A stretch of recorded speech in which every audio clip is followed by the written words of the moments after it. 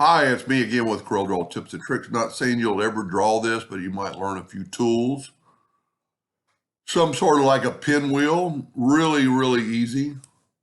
So we're going to start with a polygon and make it a 6-sided polygon. Holding down the control button so it's even, and then hit P to put it at the center of the page.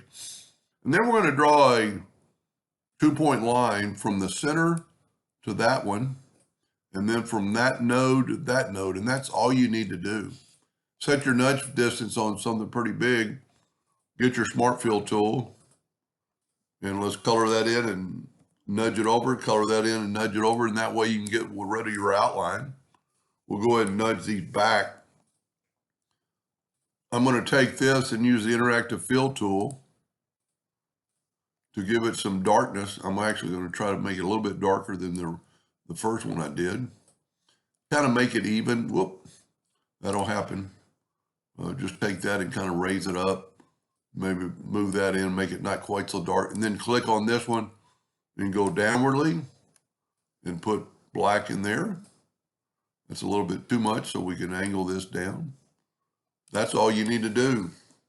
Control G to group it together. Let's make it a little bit smaller.